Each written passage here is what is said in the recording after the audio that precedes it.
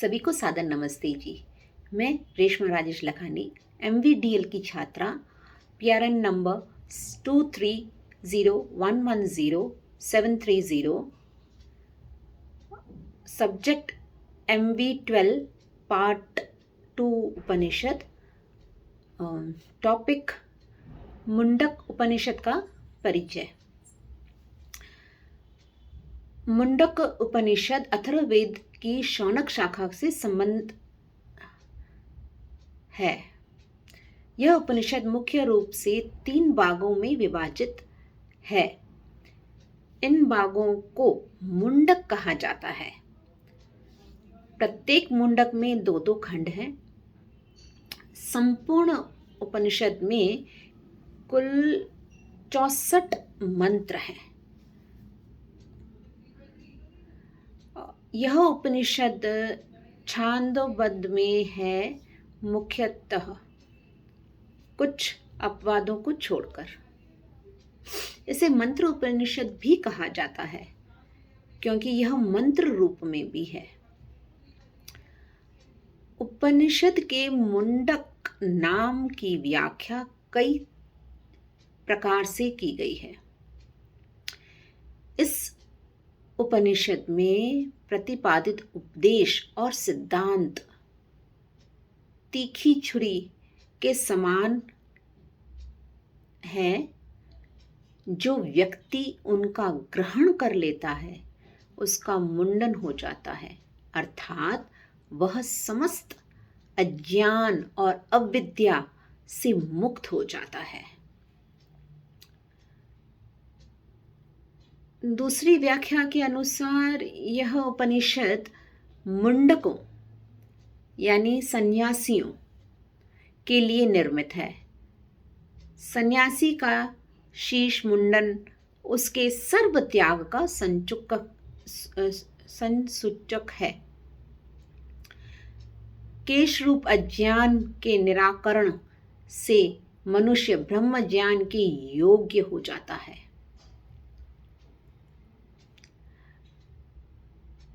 उपनिषद के उपसंहार में कहा गया है कि जिन्होंने विधि पूर्वक शिरोव्रत या अनुष्ठान किया है उन्हीं को यह ज्ञान ब्रह्म विद्या का उपदेश देना चाहिए।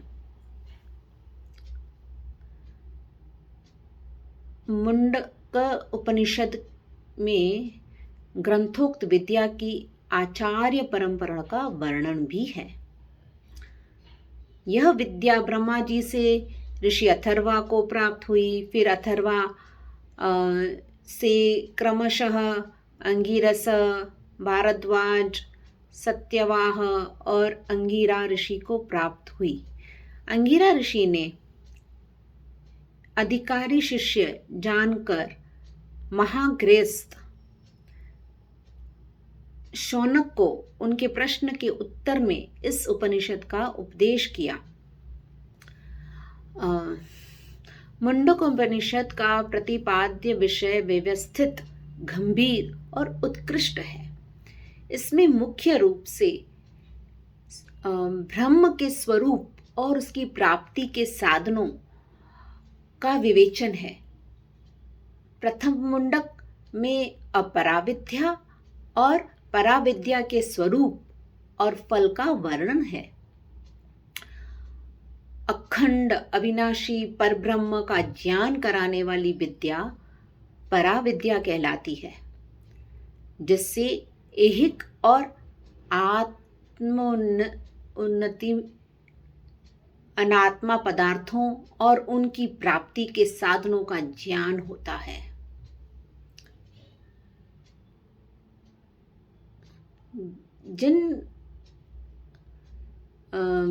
जिस विद्या से इस संसार का साधनों का ज्ञान होता है उसे अपरा विद्या कहते हैं, जिनमें 4 वेद और 6 वेदांग भी आ जाते हैं।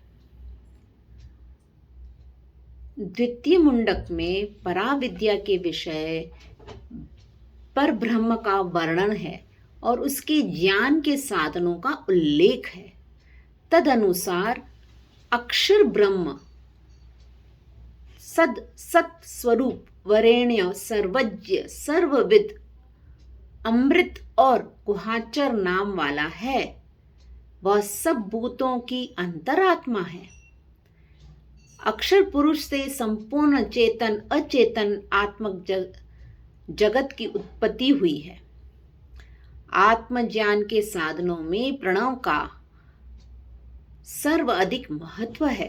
प्रणव का उपलंबन करके आत्मा और ब्रह्म के ऐक्य पर चित्त का समाधान करना चाहिए।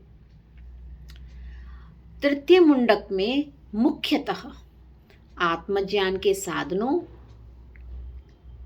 का विस्तृत निरूप के अंतर्गत सत्य की महिमा गाई गई है,